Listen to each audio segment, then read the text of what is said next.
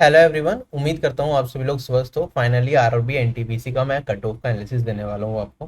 ठीक है। सो आप लोगों से डेटा कलेक्ट किया गया था, आपने काफ़ी अच्छा डेटा हमें दिया और उसे ही डिटेल में मैं आपको एक्सप्लेन करने वाला हूँ। ठीक है, ये एक छोटा सा सिर्फ एनालिसिस नहीं होगा, इसमें बहुत सारी चीज़ें हम कवर करने वाले हैं। ठीक है, कि इम्पैक्ट ऑफ नॉर्मलाइजेशन क्या होगा डिफरेंट शिफ्ट्स में, क्योंकि जो आपका नॉर्मलाइज स्कोर होगा वो उसी से पता चलेगा कि आप कट ऑफ क्लियर कर पा रहे हो नहीं कर पा रहे हो। तो सबसे पहले नॉर्मलाइजेशन का एनालिसिस बहुत ज़्यादा जरूरी है इसके लिए। ठीक है, तो हार्ड एंड इजी शिफ्ट हम देखेंगे। फिर मैं ये देखूंगा कि टोटल जोन वाइज कितनी वैकेंसीज हैं, कितने लोगों ने उस पर्टिकुलर जोन से अप्लाई किया और हमारे पास टोटल कितने लोग सिलेक्ट किए जाएंगे उस जोन से, जिससे कि हम अप्रॉक्सीमेट वहां पे ये देख पाएं कि कंपटीशन कितना है। उसी के बेसिस पे कट ऑफ भी डिसाइड की जाएगी पर्टिकुलर जोन की, क्योंकि कट ऑफ आपकी जोन वाइज आने वाली है। राइट, और उस जोन में फिर कैटेगरी वाइज भी कट ऑफ को हम स्प्लिट करेंगे कि क्या कट ऑफ जा सकती है। 2016 में जो एनटीपीसी एग्जामिनेशन हुआ था उसके डेटा को भी यूज करेंगे अपने एनालिसिस करने के लिए, जिससे कि चीज़ें हमारी ज़्यादा गलत ना हो। लगभग सेम सी चीज़ें रहीं जब हम एक्सपेक्टेड कट ऑफ प्रेडिक्ट कर रहे हो। जोन वाइज और कैटेगरी वाइज तो कट ऑफ मैं बताऊंगा ही, साथ ही साथ सीबीटी 2 की प्रिपरेशन कैसे करें वो भी मैं इस वीडियो में डिस्कस करूंगा। सो ये हर एक टॉपिक पे एक नई नई वीडियो बनाई जा सकती है, लेकिन मैं मर्ज करके सिर्फ एक ही वीडियो बनाऊंगा क्योंकि आपका टाइम सबसे ज़्यादा इंपॉर्टेंट है। ठीक है, इस वीडियो में मे भी आपको 20 से 25 मिनट लगे इस वीडियो को देखने के लिए, लंबी चली जाए, लेकिन इसके लिए मेरी 4 से 5 दिन की मेहनत लगी है। ठीक है, तो ठीक है, तो ये मत सोचें कि सिर्फ व्यू के लिए वीडियो बनाई जा रही है। जो लोग मेरे बारे में नहीं जानते, मेरा नाम शुभम जैन है। मैं सेंट्रल जीएसटी इंस्पेक्टर की पोस्ट पे सिलेक्ट हो चुका हूँ एसएससी के थ्रू। ठीक है, हमारे चैनल पे जो एवरेज व्यूज होते हैं एक पर्टिकुलर वीडियो पे वो 50 से 60 हज़ार होते हैं। तो व्यूज के लिए अगर मुझे कुछ करना होगा तो मैं इतनी बड़ी मेहनत नहीं करूंगा, अपने 4-5 दिन वेस्ट नहीं करूंगा, नॉर्मल वीडियो पे भी आ जाते हैं इतने व्यूज। राइट, सो सिर्फ आप लोगों के लिए मैं एनालिसिस कर रहा हूँ। इवन मैं भी करना चाहता था, मैं भी दिखना चाहता था रेलवे में किस तरह से चीज़ें चल रही हैं। तो इस एनालिसिस को करते करते मुझे काफ़ी सारी चीज़ें रेलवेज के बारे में पता चली। तो मे बी आगे इन CBD 2 और अदर थिंग्स मैं आपको और हेल्प कर पाऊँ अपने एंड पे और सही इन्फॉर्मेशन आपको प्रोवाइड कर पाऊँ। एसएससी कैटेगरी में तो सभी लोग मुझे जानते हैं, शायद ही ऐसा कोई पर्सन हो जो ना जानता हो। बाकी जो यूट्यूब से जुड़े हुए हैं मुझे जानते हैं, और जितने लोगों का सिलेक्शन होता है 50% से ज़्यादा लोग हमारे चैनल से जुड़े होते हैं किसी ना किसी तरीके से। राइट, तो रेलवे में अभी हमने थोड़ा बहुत करना स्टार्ट किया सिर्फ आप लोगों के लिए, क्योंकि एसएससी कैटेगरी के काफ़ी एस्पिरेंट्स रेलवे का एग्जाम भी देते हैं। तो हम इसमें थोड़ा सा मैं एनालिसिस कर रहा हूँ आपका, आगे देखते हैं कि हम क्या कर सकते हैं रेलवे कैटेगरी में भी। बट यस, इतनी स्टेज जो लोग वीडियो देख रहे हैं तो उन्हें थोड़ा बहुत आइडिया होना चाहिए कि ये कम्प्लीटली बोगस इंटरव्यू एनालिसिस नहीं है, इसमें बहुत सारी चीज़ें करी हैं हमने। ठीक है, कम से कम आपको काफ़ी सारी इन्फॉर्मेशन मिलेगी। ठीक है, एनालिसिस सही हो गलत हो वो बात की चीज़ है। ठीक है, लेकिन ऐसा नहीं है रैंडम कोई भी नंबर आके बोल दिया कि ये कट ऑफ जा सकती है विदाउट एनालाइजिंग प्रीवियस ईयर के ट्रेंड क्या है, विदाउट एनालाइजिंग नॉर्मलाइजेशन कैसे होगा। ठीक है, तो बहुत कुछ आपको यहाँ पे इंपॉर्टेंट जानने को मिलेगा इस वीडियो में। तो वीडियो को सेव करके जरूर रख लेना और अपने दोस्तों में रिकमेंड कर देना अगर आपको ठीक लगे वीडियो, जिससे कि उनका टाइम बचे, क्योंकि आप आपस में नॉर्मलाइजेशन का डिस्कशन करोगे, आपस में कितनी कट ऑफ जाएगी ये सब डिस्कस करोगे, इसमें काफी टाइम लगेगा। और फर्जी वीडियोस भरी पड़ी हैं यूट्यूब पे, तो कम से कम उनसे बेटर वीडियो ही आपको मिलेगी। राइट, तो स्टार्ट करता हूँ मैं। ठीक है, तो एनटीपीसी का फॉर्म आपका निकला था 2019 के अंदर, तो 2-2.5 साल लगभग हो गए हैं। 2 साल के बाद CBT 1 कराया गया, कुछ इन्फॉर्मेशन एनटीपीसी के बारे में। राइट, और CBT 1 में आपके 3 सेक्शन पूछे जाते हैं, ये आपको पता ही है, reasoning, mathematics and general awareness. CBT 2 में भी यही सेक्शन पूछे जाते हैं, सिलेबस में कोई डिफरेंस नहीं है। ठीक है, आप इसमें इंग्लिश लैंग्वेज का कोई पेपर नहीं होता, सही करने पे 1 नंबर मिलता है, गलत करने पे 1/3 मार्क्स डिडक्ट कर लिए जाते हैं। उसी के बेसिस पे आपने जो सर्वे मैंने दिया था वो फिल किया था। राइट, तो टोटल हमारे पास जो रिस्पॉन्सेस आए वो 16,150 आए, सभी कैटेगरीज के मिला के। कैटेगरी वाइज डिस्ट्रीब्यूशन देख सकते हो, कितने परसेंटेज लोगों ने सर्वे में पार्ट लिया। हॉरिजॉन्टल रिजर्वेशन आप देख सकते हो कि कितनी है, और यहाँ पे जोन वाइज कितने लोगों ने किस किस जोन से सर्वे में पार्टिसिपेट किया, ये आइडिया लगेगा। कौन से ऐसे एस्पिरेंट है जो 12th पास पोस्ट के लिए एलिजिबल है, और कौन से ऐसे एस्पिरेंट है जो ग्रेजुएशन पोस्ट के लिए एलिजिबल है, वो सारा डेटा आपको यहाँ पे दिख जाएगा। ठीक है, ओवरऑल यहाँ पे आप देखते हो कि जो 12th पास की पोस्ट होती है उनके लिए ग्रेजुएशन लेवल के एस्पिरेंट्स भी अप्लाई कर सकते हैं। ठीक है, ये रफ रफ आइडिया के लिए है, बाकी ये मेजर कुछ नहीं है। हम जो मेजर चीजें हैं हम वो स्टार्ट करते हैं। सबसे पहले बारी आती है कंपटीशन की, कि आरआरबी एनटीपीसी 2019 एग्जामिनेशन जिसके CBT 1 का आप रिजल्ट की वेट कर रहे हो, उसमें कंपटीशन कितना है। ठीक है, अगर मैं जोन वाइज आता हूँ, क्योंकि कट ऑफ आपकी जोन वाइज निकाली जाती है, तो इतने इतने कैंडिडेट्स ने पर्टिकुलर जोन से अप्लाई किया था। ठीक है, अभी कितने लोग अपियर हुए उसका हमारे पास आरटीआई रिप्लाई सभी जोन्स का नहीं आया, तो वो मैंने नहीं डाला। अगर आप देखोगे यहाँ पे 1,25,000 1,25,88,524 लोगों ने अप्लाई किया था पर्टिकुलर जोन में, इतनी इतनी वैकेंसीज हैं। ठीक है, तो फाइनल सिलेक्शन का बात करूं तो फाइनल सिलेक्शन रेट आप देख सकते हो 0.2%, लगभग इतने लोगों का सिलेक्शन होगा जिन लोगों ने फॉर्म भरा। ऑल दो 50% लोग ही एग्जाम में अपियर होते हैं, उसके बाद सीधा स्टूडेंट बहुत लिमिटेड होते हैं। तो ये ओवरऑल चीजें रहती हैं, लेकिन एसएससी एग्जाम से ज्यादा सिलेक्शन रेट आरआरबी एग्जाम्स में रहता है। एसएससी में तो 0.1% का रह गया आजकल सिलेक्शन रेट, ठीक है, जो लोग फॉर्म भरते हैं, राइट। खासतौर पे सीएचएसएल या एमटीएस एग्जामिनेशन की बात करूँ तो मैं इसमें थोड़ा सा ज्यादा सिलेक्शन रेट है। कुछ जोन्स में आप देखोगे यहाँ पे 60.61% का सिलेक्शन रेट है, कुछ में 0.5 है, कुछ में कॉम्पिटिशन बहुत ज्यादा है, 0.21% का सिलेक्शन रेट है, 0.18% का सिलेक्शन रेट भी है, ठीक है। तो zone to zone selection rate आपको आइडिया लगा, तो इसी वजह से कट ऑफ में भी चेंजेस आते हैं। अगर मैं बात करता हूँ वैकेंसीज के 20 गुना लोगों को सीबीटी 1 क्वालिफाई कराया जाएगा, तो यहाँ पे लगभग एक पर्टिकुलर जोन से इतने इतने लोग सीबीटी 1 को क्वालिफाई करेंगे, ठीक है। अब जिस जोन में ज्यादा लोग क्वालिफाई कर रहे हैं, कंपटीशन जिस जोन में क्या है कम है, उस जोन में कट ऑफ क्या होगी हमारी कम जाएगी। जिस जोन में कंपटीशन ज्यादा है तो उस जोन में कट ऑफ ज्यादा जाएगी। ये हमें रफ आइडिया मिल ही रहा है इस डेटा से। सीबीटी 1 में जितने लोगों ने फॉर्म भरा लगभग इतने इतने परसेंट इतने इतने जोन से क्वालिफाई करेंगे। 4%, 5% डेटा, ये 4 से लेके हमारा जनरली 10% के बीच में वेरी कर रहा है। ओवरऑल देखें तो लगभग 5.5% एस्पिरेंट्स ही सीबीटी 1 को क्वालिफाई करेंगे, तो सभी का सिलेक्शन तो नहीं हो रहा, ठीक है। इनिशियल स्क्रीनिंग है, आप देखोगे इसके आगे फाइनल में मार्क्स भी नहीं जुड़ेंगे। टोटल 7 लाख कुछ एस्पिरेंट्स ऐसे होंगे जो सीबीटी 1 को क्वालिफाई करेंगे, सभी जोन्स के मिला के, दोनों 12th पास और ग्रेजुएशन में मिला के, ठीक है। ओवरऑल इतने एस्पिरेंट सीबीटी 2 देने वाले हैं, ठीक है। एक अच्छा खासा नंबर है, इसी वजह से कट ऑफ भी बहुत ज्यादा हाई नहीं जाती रेलवे के अंदर सीबीटी 1 की। अब मैं स्टार्ट करता हूँ, सीबीटी 2 से कट ऑफ ज्यादा जाने लग जाएगी।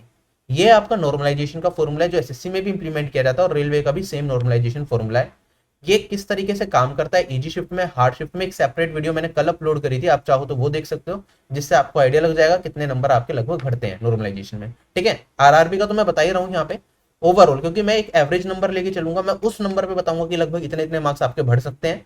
लेकिन अगर आपको उससे ज्यादा या कम नंबर है तो रफ आइडिया के लिए आप इस वीडियो को देख सकते हो कि अगर इजी शिफ्ट में क्या होता है कम स्कोर करने पे, और हार्ड शिफ्ट में क्या होता है कम स्कोर करने पे या ज्यादा स्कोर करने पे एवरेज मार्क्स से, ठीक है। तो एक रफ आइडिया आपको इस वीडियो से लग सकता है।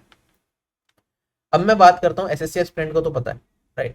अब देखो नॉर्मलाइजेशन में अगर मैं देखूँ शिफ्ट वाइज, तो जैसे 28 तारीख से पेपर स्टार्ट हुआ था, 28 दिसंबर से, शिफ्ट 1 एंड शिफ्ट 2 में हमारे सर्वे में लगभग इतने इतने लोगों ने पार्टिसिपेट किया और इनका एवरेज स्कोर जा रहा है इतना, ठीक है। हमारे सर्वे में जो एवरेज जाता है, ये जो ओवरऑल अगर मैं एवरेज देखूं कम से कम उनसे 15 नंबर ज्यादा जाता है, ठीक है। तो इस एवरेज स्कोर को देख के बिल्कुल भी डिमोटिवेट होने की जरूरत नहीं है, ठीक है। ये सारी चीजें मैंने हैंडल करी है, मुझे पता है हमारे सर्वे में कैसे लोग पार्टिसिपेट करते हैं, उनके हिसाब से कट ऑफ क्या होनी चाहिए, सारी चीजें मैं देखूंगा, आप फाइनल कट ऑफ देखना। लेकिन ये चीजें समझते हुए चलो कि एवरेज स्कोर इतना इतना जा रहा है। अब उससे होता क्या है, एवरेज स्कोर से फायदा ये मिलता है कि हमें लेवल पता चल जाता है। अब चाहे टॉपर सर्वे में पार्टिसिपेट करें, चाहे वीक एस्पिरेंट्स पार्टिसिपेट करें, ओवरऑल हम जनरलाइज करते हैं तो एवरेज स्कोर तो उससे आइडिया लग जाता है ना कि शिफ्ट का लेवल क्या है। नॉर्मलाइजेशन भी हमारा इसी तरीके से काम करता है, ठीक है, कि कितने कितने लोग पार्टिसिपेट कर रहे हैं, एवरेज मोस्ट शिफ्ट का एवरेज कितना जा रहा है, स्टैंडर्ड डेविएशन कितना जा रहा है, ठीक है। और ईजीएस शिफ्ट में क्या था, तो जिस तरह से नॉर्मलाइजेशन काम करता है उसी तरीके से एक रफ आइडिया मैं आपको दे दूंगा कि क्या होने वाला है। तो यहाँ पे सारी शिफ्ट का डेटा है, आप चाहो तो स्क्रीनशॉट धीरे धीरे ले सकते हो उसका, ठीक है। वीडियो को पॉज करके आप चाहो तो स्क्रीनशॉट ले सकते हो। ये शिफ्ट वाइज मैंने दिखाया यहाँ पे, ठीक है। तो जहां जहां आपकी शिफ्ट आएगी, टोटल 125 के आसपास शिफ्ट इसमें एग्जाम कराया गया था, तो मैं यहाँ पे 122 शिफ्ट का आपको डेटा दिखा रहा हूँ। 3 शिफ्ट में बहुत ही कम लोगों ने पार्टिसिपेट किया सर्वे के अंदर, तो सही एनालिसिस नहीं हो पा रहा था उनका, तो वो मैंने लगभग नहीं ली यहाँ पे, ठीक है। तो आप यहाँ पे देख सकते हो, मैं जूम आउट कर रहा हूँ, अब बहुत ज़्यादा हो जाएगा जूम आउट, तो इसे और स्प्लिट कर लेते हैं। एक काम करो, एक सेकंड रुको, बस इसे 2 पार्ट में कर लेते हैं ना, यहाँ से लेके यहाँ तक का डेटा मैं अलग कर देता हूँ, ठीक है। ये यहाँ पे पेस्ट कर देता हूँ, ये यहाँ पे,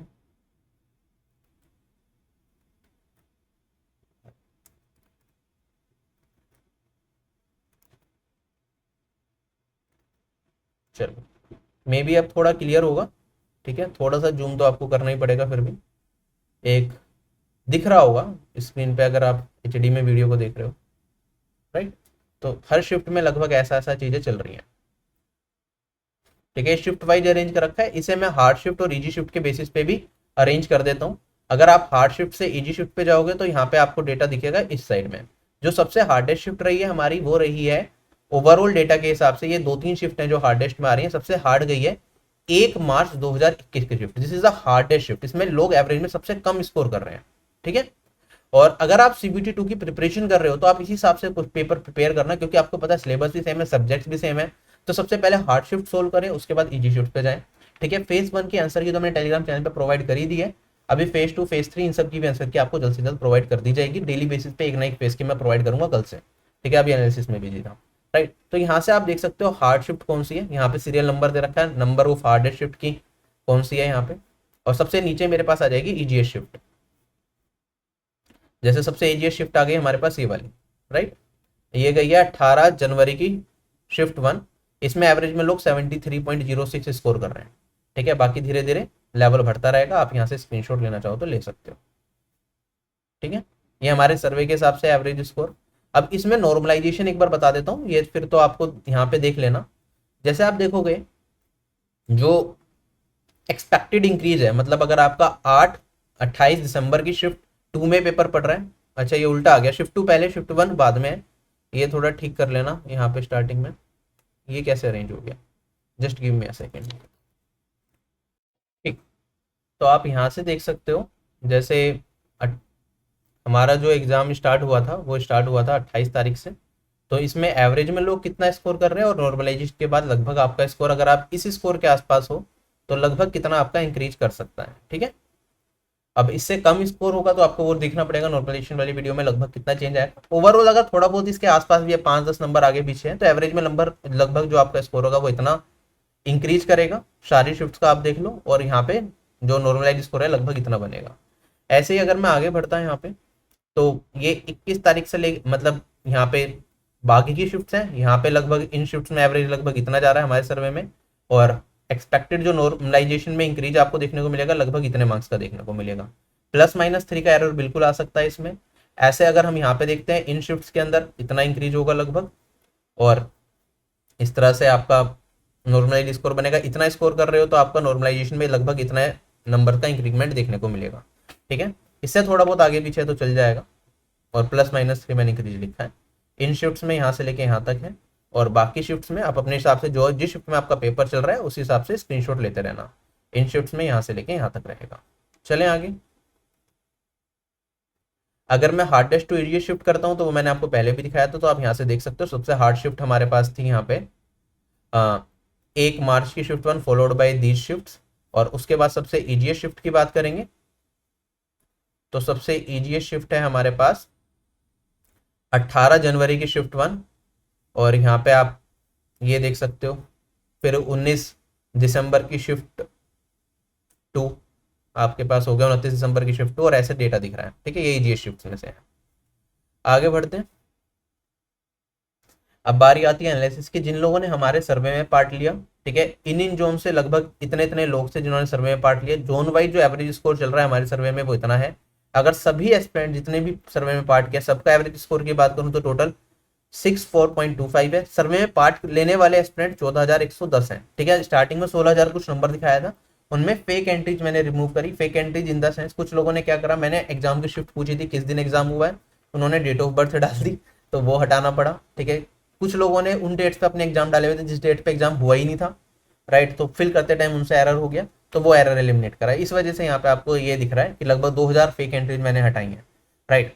और आप ओवरऑल किस किस कैटेगरी से किस किस जोन से कितने कितने लोगों ने सर्वे में पार्ट लिया वो रफ आइडिया आपको यहाँ पे लगेगा। अगर मैं बात करता हूँ एवरेज स्कोर जोन वाइज और कैटेगरी वाइज लोग कितना कर रहे हैं, वो आइडिया आपको यहाँ से लगेगा। इस टेबल में सारी चीजें दिख जाएंगी। आप देखोगे सबसे ज्यादा लोग अनरिजर्व कैटेगरी से कर रहे थे स्कोर, ठीक है। एवरेज स्कोर 64.25 था, जिसमें अनरिजर्व कैटेगरी सबसे ज्यादा लोग स्कोर करते हैं। फिर हमारे ओबीसी कैटेगरी है, ईडब्ल्यूएस कैटेगरी है, एंड देन हमारे पास एससी कैटेगरी है एंड एसटी कैटेगरी है, ठीक है। लोगों का स्कोर लगभग ऐसे जा रहा है। अगर मैं मार्क्स की बात करता हूँ, हमारे सर्वे में जो ओवरऑल लोग हैं, ठीक है, उनके कितने नंबर आ रहे हैं आप देखोगे 0 से 30 के बीच में लगभग 40 कैंडिडेट है जिन्होंने सर्वे में पार्ट लिया था। ऐसे ही 50 से 55 के बीच में देखोगे तो 11 से 54 कैंडिडेट हैं। अगर मैं आगे बात करता हूँ, अगर आप आगे देखोगे यहाँ पे बाकी कितने से, जैसे 90 से 95 में स्कोर करने वाले 23 लोग हैं, 95 से 100 वाले कह रहे हैं कि 2 एस्पिरेंट्स हमारे पास। तो एक रफ आइडिया आपको लगेगा कितने लोग हमारे सर्वे में पार्टिसिपेट कर रहे हैं, ठीक है। अब 2016 की कट ऑफ देखते हैं, जोन वाइज कितनी कट ऑफ गई थी, कैटेगरी वाइज, ठीक है। जो कट ऑफ आती है सीबीटी 1 की लगभग ऐसी दिखेगी आपको, वो स्प्लिट होकर आती है। यहाँ पे मैंने एक ही टेबल में सब कुछ दिखा दिया है। तो अहमदाबाद ये 21 के 21 जोन है, और इनके आप कैटेगरी वाइज कट ऑफ दे सकते हो। अनरिजर्व कैटेगरी के, फिर ओबीसी, एसटी और एससी, ठीक है। उस टाइम पे ईडब्ल्यूएस कैटेगरी नहीं थी। ईडब्ल्यूएस कैटेगरी आपकी 2019 के स्टार्टिंग में शायद डाली गई थी फरवरी में। सो इन 4 कैटेगरीज की जोन वाइज पिछले सालों की कट ऑफ कितनी है, इससे रफ आइडिया आपको लगेगा, खुद भी आप एनालाइज करना चाहो तो थोड़ा बहुत कर सकते हो, बट वैकेंसीज में बहुत ज्यादा डिफरेंस है। जब एनटीपीसी 2016 हुआ था तो वैकेंसी डिक्लेयर की गई थी 18,254, जबकि इस बार 35,000 कुछ वैकेंसीज हैं, और जो फाइनल वैकेंसीज थी वो हमारे पास रह गई थी 14,023। काफी वैकेंसी डिक्रीज भी हुई थी बाद में, लेकिन शायद सीबीटी 1 की जब कट ऑफ आई थी वो इन वैकेंसीज को ध्यान में रखती हुई आई थी, जहां तक मुझे याद है। ठीक है, तो बाकी थोड़ा बहुत फर्क है वैकेंसीज के अंदर। और यहाँ पे आप कैंडिडेट देख सकते हो 2016 में कितने लोगों ने अप्लाई किया था, वैकेंसीज कितनी थी, बाद में घट के इतनी हो गई थी। ठीक है, आंसर की सीबीटी 1 का रिजल्ट कब आया, सीबीटी 2 एग्जाम कब हुआ, इस हिसाब से आप आइडिया भी लगा सकते हो आरआरबी एनटीपीसी 2019 का लगभग कैसे चीजें चल सकती हैं। ठीक है, यहाँ पे वैकेंसी अभी तक हमारे पास 35,208 है और 1.26 करोड़ लोगों ने फॉर्म भरा है। बट इस बार अटेंडेंस क्या होगा, पिछली बार शायद 56 लाख लोग अपीयर हुए थे, इस बार भी 60 लाख के आसपास एस्पिरेंट अपीयर हुए होंगे टोटल सभी जोन में मिला के। अब आगे बढ़ते हैं, एक्सपेक्टेड कट ऑफ पे आता हूँ। इसमें देखो कट ऑफ निकालने के लिए मैंने बहुत सारे फैक्टर्स को कंसिडर किया है, बहुत सारी चीजें आगे पीछे करके करी है। ठीक है, अगर मैं वो सारी चीजें आपको एक्सप्लेन करूंगा तो बहुत लंबी वीडियो खिंच जाएगी और वो आपके काम की भी नहीं है। लेकिन ओवरऑल जो मुझे लगता है कि कैटेगरी वाइज जो मतलब आपने क्या करा, नॉर्मलाइज्ड स्कोर मैंने बताया लगभग कितने कितने मार्क्स इंक्रीज करेंगे, आपने उससे अपने मार्क्स निकाल लिए। ठीक है, जो नॉर्मलाइज्ड स्कोर आपने निकाला होगा बढ़ने के बाद जो मार्क्स बने आपके, उसके बेसिस पे यहाँ पे जो कट ऑफ हमारी रह सकती है वो लगभग इतनी रहेगी जोन वाइज, सारे जोन की और कैटेगरी वाइज आप देख सकते हो लगभग इतनी कट ऑफ आपको देखने को मिलेगी। ठीक है, ईडब्ल्यूएस कैटेगरी की श्योरिटी बहुत ज्यादा नहीं इसलिए नहीं है क्योंकि पिछले साल ईडब्ल्यूएस कैटेगरी की कट ऑफ नहीं थी हमारे पास, तो आइडिया लगा पाना थोड़ा मुश्किल है कि किस रेंज में जाएगी। जो मुझे लगा वो मैंने यहाँ पे लिखी है एसएससी एग्जाम्स को ध्यान में रखते हुए या बाकी एग्जाम्स को ध्यान में रखते हुए, बट ठीक है इसमें थोड़ा वेरिएशन जरूर आ सकता है। बाकी यहाँ पे आप देखोगे बाकी सारे जोन्स के आप देख लो, अनरिजर्व ओबीसी एससी और एसटी कैटेगरी की लगभग कितने कितने कट ऑफ जा सकती है। नॉर्मलाइजेशन की वजह से क्योंकि इंपैक्ट बहुत ज्यादा चीजें वेरी करेंगी तो +-4 का गैप आ सकता है। अगर आप इतना स्कोर कर रहे हो या इससे 2 या 3 नंबर ज्यादा स्कोर कर रहे हो जो मैं यहाँ पे लिख रहा हूँ, ठीक है नॉर्मलाइजेशन जो मैंने बताया उससे, तो आप 100% सीबीटी 2 की तैयारी कर सकते हो सब काम छोड़ के।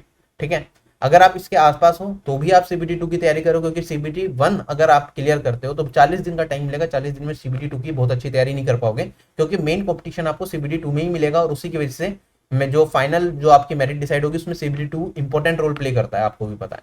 तो आप अगर इससे कम या ज्यादा स्कोर कर रहे हो तो मैं बिल्कुल रिकमेंड करता हूं कि आप सीबीटी 2 की तैयारी जरूर करते रहें। ठीक है, जो आप आरआरबी एग्जाम्स में 3 सब्जेक्ट तैयार कर रहे हो वो आपके एसएससी में भी मदद करते हैं, कोई और एग्जाम दोगे उसमें भी मदद करेंगे, तो तैयारी छोड़ने का तो कोई मतलब नहीं बनता। ये मेरे हिसाब से एक्सपेक्टेड कट ऑफ है, इसमें बदलाव जरूर आ सकता है क्योंकि आपको पता है कितने सारे वेरिएबल्स है रेलवे एग्जाम्स में, राइट। तो बिल्कुल एग्जैक्ट तो प्रिडिक्ट करना इम्पॉसिबल ही है, लेकिन जितना मेरे से हो पाया, जितना बेस्ट मैं कर पाया उस हिसाब से मैं ये चीजें बता रहा हूँ। ठीक है, तो रफ आइडिया के लिए है आपके, इसे रफ आइडिया की तरह ही लेना। ठीक है, बाकी लगभग इतनी इतनी मेरे हिसाब से जा सकते हैं। कुछ लोग कह रहे हैं 50 कट ऑफ चली जाएगी, 40 कट ऑफ चली जाएगी, वो सब फालतू की बातें हैं। ठीक है, 55 कट ऑफ चली जाएगी, ऐसा नहीं होने वाला। ठीक है, आपका रो स्कोर देखो उसके हिसाब से नॉर्मलाइज्ड स्कोर निकालो और लगभग ये आपकी कट ऑफ रह सकती है। कुछ जोन ऐसे भी होंगे जिसमें पिछले साल वैकेंसीज कम थी ओवरऑल, उससे भी ज्यादा कट ऑफ इस बार जा सकती है कुछ जोन्स के अंदर। वो क्यों होगा, क्योंकि उस जोन की पिछले साल की वैकेंसी इस साल की उस जोन की वैकेंसी से ज्यादा होंगी। ठीक है, नंबर ऑफ एस्पिरेंट्स कितने अप्लाई कर रहे हैं किस जोन से, वो चीज भी ध्यान में रखी जाती है। हर चीज को कंसीडर करके मैक्सिमम चीजें कंसीडर करिए, मैंने तब ये चीजें बताई हैं। ठीक है, ये मत कहना सर ओवरऑल पिछले साल तो 14,000 वैकेंसी थी, इस बार 35,000 वैकेंसीज है, पिछले साल तो इस जोन की कट ऑफ इतनी थी, आपने इस बार इस जोन की उससे ज्यादा कट ऑफ बता दी। वो इस वजह से होगी क्योंकि उस जोन की पिछले साल जो वैकेंसीज थी वो ज्यादा रही होंगी इस बार की वैकेंसीज से, राइट। तो कुछ जोन्स की तो बहुत ज्यादा है पिछले बार से वैकेंसी इस बार, तो इसकी वजह से उनकी कट ऑफ में भी डिक्लाइन देखने को मिलेगा। कुछ जोन्स की क्या है वैकेंसीज कम हो गई पिछले साल से, पिछली बारी से, तो उसकी वजह से कट ऑफ में इंक्रीमेंट भी देखने को मिल सकता है। तो बहुत सारे फैक्टर्स होते हैं। ठीक है, रफ आईडी के लिए आप इस कट ऑफ को देख सकते हो, किससे ज्यादा आ रहे हैं तो डेफिनेटली आप सीबीटी 2 की तैयारी करें। बाकी जब कट ऑफ आएगी तभी पता चलेगा कि सर्वे कितना सही रहा कितना गलत रहा। एसएससी एग्जाम में तो मैं काफी श्योरिटी से बोल देता हूँ कि चीजें वैसी रहेंगी। रेलवे एग्जाम में ठीक है पहली बार मेरे ख्याल से मैं आप लोगों के लिए एनालिसिस कर रहा हूँ, तो थोड़ी बहुत चीजें आगे पीछे हो सकती है, ज्यादा नहीं। ठीक है, और रैंडम नंबर नहीं है, सारी चीज सोच समझ के जो भी नंबर बताए जा रहे हैं वो है। +-4 का मैंने दिखा है कि गैप आ सकता है बिल्कुल। अगर मैं बात करता हूँ अब सीबीटी 2 की बात करते हैं। देखो सीबीटी 1 आपने कट ऑफ क्लियर कर ली, लेवल 2 और लेवल 3 पोस्ट के लिए 12th पास कैंडिडेट्स के लिए होता है जनरली, और ग्रेजुएट्स जो 12th के वाला भी फॉर्म रहा है जिन्होंने, उनके लिए लेवल 2 3 4 5 6 सारे खुले हुए हैं। ठीक है, तो सीबीटी 2 हर लेवल के लिए आपको अलग अलग देना पड़ेगा। ठीक है, मान लो आपने जूनियर कम टाइपिस्ट की पोस्ट के लिए भी अप्लाई किया, आपने गुड्स गार्ड की पोस्ट के लिए भी अप्लाई किया है, ठीक है, और आपने स्टेशन मास्टर की पोस्ट के लिए अप्लाई किया है, तो लेवल 2 की सभी पोस्ट के लिए सीबीटी 2 कॉमन होगा, लेवल 3 की पोस्ट के लिए सीबीटी 2 कॉमन होगा, लेवल 4 5 6 तो अगर आपने पांचों पोस्ट के लिए आप एलिजिबल हो, पांचों पोस्ट के लिए आपने अप्लाई किया, level 2, level 3, level 4, level 5, level 6, तो आपके कितने सीबीटी होंगे? आपके 5 डिफरेंट सीबीटी पेपर देने पड़ेंगे आपको, ठीक है। और यहाँ पे ये भी बता रखा है स्टेज 2 के बाद क्या होगा, स्किल टेस्ट कौन से लेवल में है, कौन से में नहीं है, यहाँ से आपको आइडिया लग जाएगा, ठीक है। सो आई थिंक ये वाले डाउट्स भी आपके क्लियर हैं। लेवल 2 का सिलेबस आपको पता है कि क्या क्या सेक्शंस पूछे जाते हैं, उनकी वेटेज कितनी कितनी है और इसके मार्क्स जुड़ेंगे। लेवल 1 और सॉरी सीबीटी 1 और सीबीटी 2 का टीयर 1 लिख दिया गलती से। सिलेबस आपका सेम ही है, ठीक है, सेक्शन भी सेम ही है। तो ऐसा कुछ नहीं करना कि आपने सीबीटी 1 में बहुत अच्छी तैयारी करी, अब लग रहा है सीबीटी 2 के लिए नया कोर्स ले लेता हूँ। भैया कोर्स वोर्स मत लो, अगर आपकी तैयारी अच्छी है, ठीक है, आपने बहुत दिल लगा के तैयारी करी है सीबीटी 1 की भी, तो प्रीवियस ईयर पेपर उठाओ जो टेलीग्राम चैनल पे मैंने प्रोवाइड करेंगे, फेज 1 के आंसर की प्रोवाइड कर दी, पहले वो सोल्व करके देखो, सारे के सारे सोल्व करो उन्हें बैठ के, ठीक है। जनरल अवेयरनेस में करंट अफेयर्स आपके चेंज हो जाएंगे, बाकी चीजें तो वही रहेंगी लगभग। अगर मैं मैथ्स की बात करूँ, जनरल इंटेलिजेंस एंड रीजनिंग की बात करूँ, वही रहेगा, लेवल थोड़ा ऊपर नीचे हो सकता है, बट क्वेश्चंस तो लगभग उसी पैटर्न के आएंगे। टीसीएससी आपका पेपर बना रहा है तो उनकी प्रैक्टिस करो मैक्सिमम, और उसमें भी कहाँ से प्रैक्टिस करोगे, जो हार्डेस्ट शिफ्ट है उससे स्टार्ट करो, ठीक है। हार्ड शिफ्ट इजी शिफ्ट दिखाया था ना, पहले हार्ड शिफ्ट के पेपर सोल्व करो, फिर इजी शिफ्ट के पेपर सोल्व करो। इस तरह से चलोगे तो आप बहुत बेहतर परफॉर्म करोगे, राइट। और मैं भी अपने एंड पे कोशिश करूंगा अगर कुछ वीडियोस ले पाए, क्योंकि सीबीटी 2 में तो अभी टाइम है, ठीक है। एसएससी का अभी पेपर खत्म हो ही रहे हैं, तो आरआरबी एनटीपीसी के लिए भी कुछ क्वांट सेक्शन में पढ़ाता हूँ, तो उसकी वीडियोस ले पाए आपके लिए, अच्छी अच्छी शिफ्ट करा दी। तो कोशिश जरूर करूंगा कि कुछ ना कुछ जरूर करवा पाऊँ, बट कोई प्रॉमिस नहीं कर रहा, क्योंकि एसएससी एग्जाम्स में भी इतने पेपर होते हैं, उन्हें भी देखना है, तो वही है। लेकिन कुछ ना कुछ हम करते रहेंगे आरआरबी एग्जाम्स के लिए भी, जिससे कि आपको सही डायरेक्शन मिलती रहे टाइम टू टाइम। ये आपका सिलेबस है जो आपने देखा ही होगा नोटिफिकेशन में। टेलीग्राम चैनल जिसने अभी तक ज्वाइन नहीं किया वो जरूर ज्वाइन करे। देखो टेलीग्राम चैनल पे एसएससी एग्जाम्स की प्रीवियस ईयर की सारी पीडीएफ कंपाइलेशन मिल जाएंगी। आरआरबी एनटीपीसी के मैं प्रोवाइड करा रहा हूँ, फेज 1 की प्रोवाइड करा दी इंग्लिश और हिंदी लैंग्वेज में, phase 2, phase 3, phase 4, phase 5, phase 6, phase 7 इस हफ्ते के अंत तक करवा दूंगा। रोज एक एक फेज की डालने की कोशिश करूंगा। देखो टाइम लगता है कंपाइल करने में, ठीक है, 2 से 3 घंटे जाएंगे कम से कम एक फेज की एक पीडीएफ कंपाइलेशन बनाने में, इंग्लिश की और हिंदी में। तो दिन में 3 से 4 घंटे भी अगर मैं इस चीज़ पे लगाऊंगा तब जाके एक हफ्ते में जाके प्रोसेस पूरा का पूरा कंप्लीट हो, राइट। तो टेलीग्राम चैनल ज्वाइन कर लेना, पीडीएफ मिलती रहेंगी आपको टाइम टू टाइम। जो फ्री क्लासेस होती हैं वो भी, उनका लिंक भी टेलीग्राम चैनल पे मिल जाता है, और एसएससी एग्जाम्स की पीडीएफ मिल जाएंगी। अगर आप मैथ्स को बेसिक से पढ़ना चाहते हो, कुछ चीज़ें आप समझना चाहते हो, देखो कोर्स वही है, एसएससी और रेलवे में ज़्यादा फर्क नहीं है क्वांट सेक्शन में। एसएससी एग्जाम्स के लिए 47 प्लस वीडियोज मिल जाएंगी आपको मेरे चैनल पे। ये वो वीडियोज है जो कंप्लीट वीडियो है, बड़ी बड़ी वीडियो, एक एक घंटे की, कुछ वीडियो 18 घंटे की भी हैं, कुछ वीडियो 10 घंटे की भी हैं, ठीक है। जैसे एक कैलकुलेशन के लिए एक अलग से कोर्स बना रखा है, 3.5 घंटे की वीडियो मिल जाएंगी। नंबर सिस्टम 7.5 घंटे का टॉपिक मिल जाएगा पूरा का पूरा आपको। एपीजीपीएचपी मिल जाएगा 3 घंटे का टॉपिक। सर्च एंड इंडाइस मिल जाएगा। एल्जेब्रा मिल जाएगा आपको 18 घंटे का टॉपिक। तो ये वीडियोस देख सकते हो, इनसे भी आपकी काफ़ी अच्छी तैयारी हो जाएगी अगर आपने तैयारी करनी है डिटेल में, राइट। और आप मुझे अलग अलग प्लेटफॉर्म से तो फॉलो कर ही सकते हो। बाकी चैनल, अगर वीडियो से आपको लगा कुछ फायदा हो तो सब्सक्राइब कर लेना। अगर आपको लगता है कि आपको आगे जो मेरी वीडियो है वो आपके काम की होंगी, अगर लगता है काम की नहीं है वीडियो तो मत सब्सक्राइब करो, ये आपके ऊपर है, ठीक है। करोगे या नहीं करोगे मुझसे ज़्यादा फर्क अभी तो नहीं पड़ेगा इससे, ठीक है। तो ये आपके लिए है, अगर आपको सही लगता है तो ठीक है, वरना मत करो सब्सक्राइब। और दोस्तों को अगर आपको लगे सही है तो अपने फ्रेंड्स को जरूर बता देना, वो फालतू के एनालिसिस वगैरह देखेंगे जहाँ, या फिर फालतू का डिस्कशन जो अगर आपसे कोई दोस्त करता है कि मेरे इतने बन रहे हैं, सिलेक्शन होगा नहीं होगा, तेरा नहीं होगा, तो उन्हें वीडियोस दिखा देना कि भाई ऐसे चल रहा है डेटा, हम दो आपस में डिस्कशन करेंगे। इससे अच्छा 50 यहाँ पे 15,000 लोगों का डेटा है, उसके हिसाब से डिस्कशन हो जाता है तो ज़्यादा अच्छा है, राइट। तो एज ए डिस्कशन खुद करने की जगह आप वीडियोस रिकमेंड करोगे तो ज़्यादा बेटर है, ठीक है। किसी और टीचर ने बहुत अच्छा एनालिसिस कर रखा हो मुझसे भी बेटर, तो उनका भी रिकमेंड कर सकते हो आप, ठीक है, आपके ऊपर है। बाकी all the best, God bless you all. उम्मीद करूंगा आप लोगों का, जो लोग वीडियोस देख रहे हैं या फिर जिन लोगों ने अच्छे से तैयारी करी है, उन्हें सिलेक्शन जरूर मिले एनटीपीसी के थ्रू। 35,000 वैकेंसी है, पता नहीं अगली बार कब मिलेंगी इतनी vacancy. So bye bye everyone, take care, have a nice day and जय हिंद।